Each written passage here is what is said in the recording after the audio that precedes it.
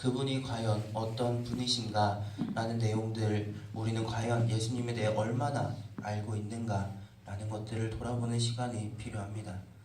세례자 요한이 제자들에게 예수 그리스도에 대해서 알려주었고, 그리고 그분에 대해서 증언할 수 있었던 이유, 바로 오늘 세례자 요한이 이야기하는 것처럼 세례자 요한 자신이 그분 위에 성령이 내려오는 그 모습을 보았기 때문일 겁니다. 우리가 예수님을 증언하고 그분을 깨닫고 그분을 알아가고 세상에 전하는데 가장 중요한 건 그분을 내가 만나는 일일 겁니다. 항상 하는 이야기인 것 같지만 하느님은 사랑이십니다 라고 고백하면서도 그분이 왜 사랑이신지, 그분의 사랑이 어떤 모습인지, 사랑이신 그분이 나에게 어떤 일들을 해주셨는지 내가 사람들 앞에 이야기할 수 없다면 나는 진정 하느님을 사랑으로 받아들이고 있는 것인가 라는 것들을 돌아볼 필요가 있을 겁니다. 오늘 복음 안에서 세례자 요한은 예수님을 바라보면서 자신이 보았던 내용, 자신이 체험했던 내용, 그리고 자신이 기도 안에서 들었던 것들을 다른 이들에게 전해주고 있습니다.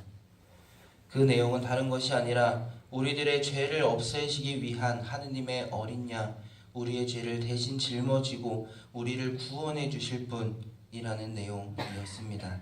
그리고 그분께서 주시는 세례는 세례자 요한이 했던 물로만 하는 세례가 아니라 성령으로 세례를 주시는 분, 성령을 우리에게 내려주시는 분, 그분이 바로 예수님이시다 이야기합니다.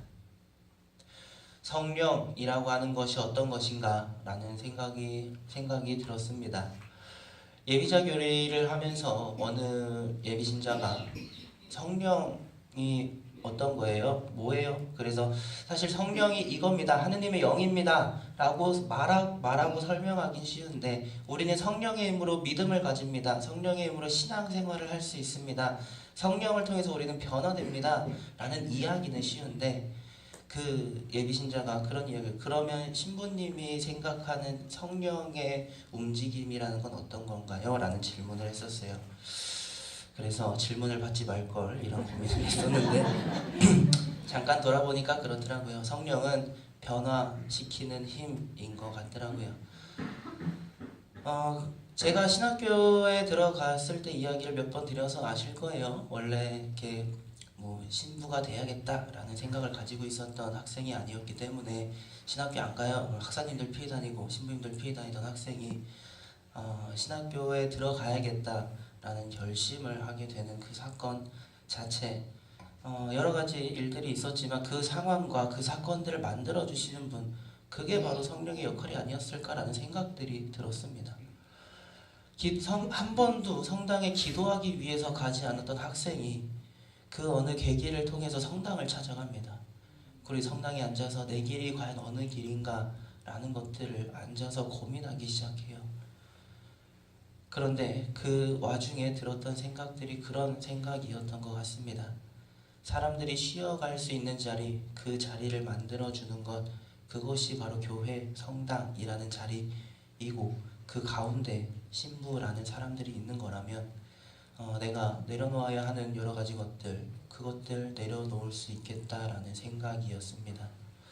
신학교 가야지 라고 이야기하는 학사님들에게 전 여자가 좋아요, 신부님들에게 전 결혼할 거예요 얘기하고 있었던 아이에게 그 가치들보다 더 다른 것들을 바라보게 했었던 것, 어떻게 보면 세상의 말로 콩깍지가 씌인다 그러죠.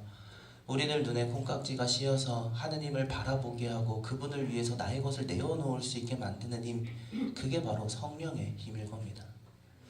예수님께서 주시겠다고 하시는 성령의 세례, 바로 그런 모습일 겁니다. 우리가 세상